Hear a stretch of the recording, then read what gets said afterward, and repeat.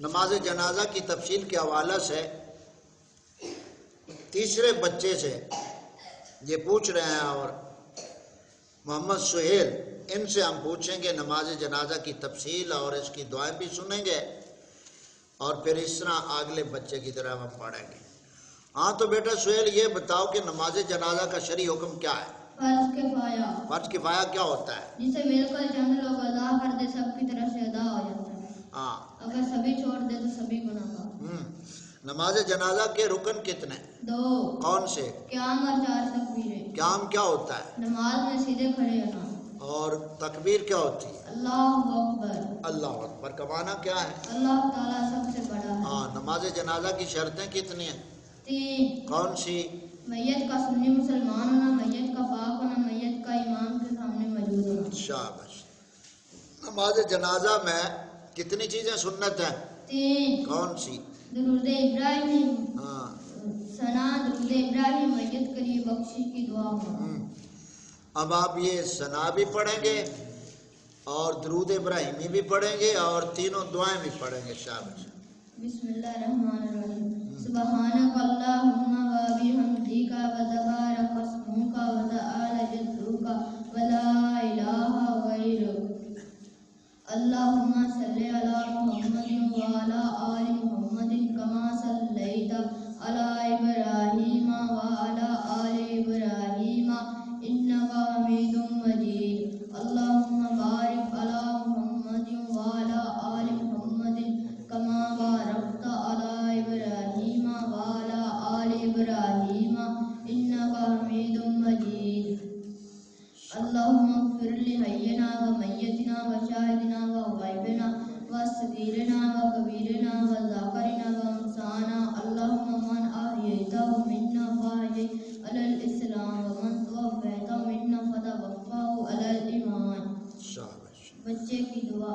اللہم اجعلہ لنا فرجا واجعلہ لنا اجرا و ذکرا واجعلہ لنا شافعا و مشفعا۔ بچی کی اللہم اجعلہ لنا فرجا واجعلہ لنا اجرا و ذکرا واجعلہ لنا شافعا و مشفعا۔ اب یہ بتاؤ نماز جنازہ میں سلام کس وقت پھیرا جاتا ہے؟ چوتھی تکبیر کے بعد ہاتھ کھول کر۔ شاباش۔ اب یہ بتاؤ کہ غائبانہ نماز جنازہ پڑھ سکتے ہیں؟ نہیں۔ کیوں؟ کیونکہ میت سامنے نہیں ہے۔ میت کا سامنے ہونا کیا تھا؟ شرط۔ غائبانہ جنازہ ہم نہیں پڑھ سکتے۔ اچھا یہ بتاؤ کہ ایک بار میت کی نماز جنازہ پڑھی گئی، اب دوسری بار پڑھ سکتے ہیں یا نہیں؟ پڑھ سکتے ہیں۔ کس صورت میں؟ اگر میت کے ولی نے نہیں جنازہ پڑھا۔ شاباش۔ میت کے ولی نے نہیں پڑھا تو دوبارہ پڑھا جا سکتا ہے، اور اگر ولی نے پڑھ لیا تو پھر دوبارہ نہیں پڑھا جا سکتا۔ شاباش۔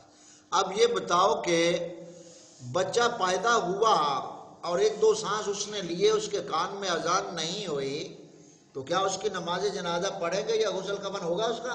پڑھیں گے۔ کیوں؟ کیونکہ اذان سنت ہے، نماز جنازہ فرض ہے۔ سنت چھوڑ بھی دی جائے تو فرض نہیں چھوڑ نہیں بلکہ چھوٹ گئی، کیونکہ موقع ہی نہ ملا، تو اس کا جنازہ جو ہے وہ پڑھایا جائے گا۔ اسے دفن کہاں کیا جائے گا؟ قبرستان میں اسے دفن کیا جائے گا۔ بچہ یا بچی مردہ پیدا ہوا، اس کے کان میں اذان نہیں ہوئی، مردہ پیدا ہوا، تو کیا اس کا جنازہ پڑھائیں گے؟ نہیں، اس کا جنازہ نہیں ہوگا۔ ہاں، اس کا نام بھی رکھا جائے گا۔ تو اسی طرح نماز جنازہ کے بعد دعا مانگ سکتے ہیں؟ ہاں جی۔ کیوں؟ کیونکہ کسی نے منع نہیں کیا، شریعت پاک نے منع نہیں کیا ہے۔ آپ مائک کو سامنے رکھو منہ کے۔ اچھا یہ بتاؤ کہ نماز جنازہ میں کتنی صفیں سنت ہیں؟ عدد 1 3 5 7۔ شاباش۔ اور مردوں کی تعداد کے حوالے سے بھی ہم نے 2 باتیں بتائی تھیں، تو مردوں اس میں اس دن میرے خیال آپ شامل نہیں تھے، تو کتنی تعداد بتائی تھی؟ 40۔ اور دوسری روایت میں کتنی تھی؟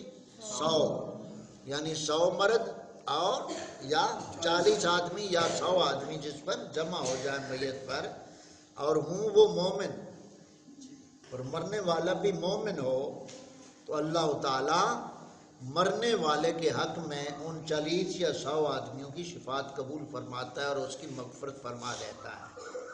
تو یہاں شرط ایمان کی ہے، یہ ہمیشہ ذہن میں رکھنا ہے۔ لوگوں کی کثرت نہیں دیکھنی چاہیے کہ اتنے لوگ تھے، بات تو یہ ہے کہ ایمان دیکھا جائے گا، اور ایمان کیا؟ سنی صحیح العقیدہ مسلمان مرنے والا ہو۔ اچھا، یہ بات واضح ہو گئی۔ اب جنازہ سے متعلقہ کوئی اور بات آپ طلباء میں سے کسی کو یاد ہو کہ اور جو آپ نے ابھی تک نہ پوچھا ہو، جو ہم نے پڑھا ہے، کسی بچے کے ذہن میں ہو؟ یعنی جتنی معلومات ہم نے پڑھی ہیں آپ کو بتائی ہیں وہ سب ہم نے پوچھی ہیں، اس میں سے کوئی چیز رہ تو نہیں گئی؟ ہاں، اب نماز جنازہ میں یعنی شامل ہونے کا جو طریقہ ہے اس کو آپ بتا بھی دیتے ہیں، اور یہ مزید آپ تمام کے ذہن میں ہوگا۔ اب جنازہ پڑھایا جا رہا ہے، ایک آدمی بعد میں ملا جنازے میں، تو اب اسے پتہ نہیں کہ کتنی تکبیر جاری کتنی ہوئی ہے اور کتنا بقیہ ہے، تو اسی حالت میں وہ جا کر جنازے میں شامل ہو جائے گا، نیت کہہ کر ہاتھ باندھ لے گا۔ اب امام کے ساتھ جتنی تکبیریں اسے مل گئیں وہ اتنی کہہ لے گا امام کے ساتھ۔ اگر امام نے 3 تکبیر، پہلے ایک تکبیر کہہ چکا ہے، بقیہ 3 ہے، تو آخر پہ وہ سلام نہیں پھیرے گا۔ جتنی تکبیریں اس کی رہ گئی ہیں وہ کھڑے کھڑے اسی طرح اللہ اکبر کہہ کر، دونوں تکبیریں رہ گئی، 2 رہ گئی تو 2 کہہ کر، 1 رہ گئی تو 1 کہہ کر، اور تینوں رہ گئی ہیں تو تینوں کہہ کر سلام پھیر دے گا۔ پھر بعد اور بالفرض ایسا ہوا کہ چوتھی تکبیر ہو گئی تھی، 4 تکبیریں ہو گئی تھی، وہ آ کر شامل ہوا، شرط یہ کہ سلام پھیرنے سے پہلے شامل ہو گیا، تو پھر بھی سلام پھیرنے کے بعد وہ 4 بار اللہ اکبر کہہ کر پھر دائیں بائیں سلام پھیر دے گا۔ یہ جنازے کے ساتھ شامل ہونے کا طریقہ ہے۔ اور اس میں ایک نئی بات بھی آپ تمام بچے ذہن میں رکھیں نماز جنازے سے متعلقہ، اگر 3 تکبیریں امام نے کہیں اور سلام پھیر دیا تو کیا نماز جنازہ ادا ہوا یا نہیں؟ نہیں ہوا۔ کیوں؟ کہ یہ شرط تھی، 4 تکبیریں کہنا رکن تھا، اور رکن رہ گیا تو نماز جنازہ نہیں ہوئی، لہذا دوبارہ پڑھی جائے گی۔ اگر 3 تکبیریں کہیں سلام پھیر دیا تو نماز جنازہ دوبارہ پڑھی جائے گی، نہیں ہوگی۔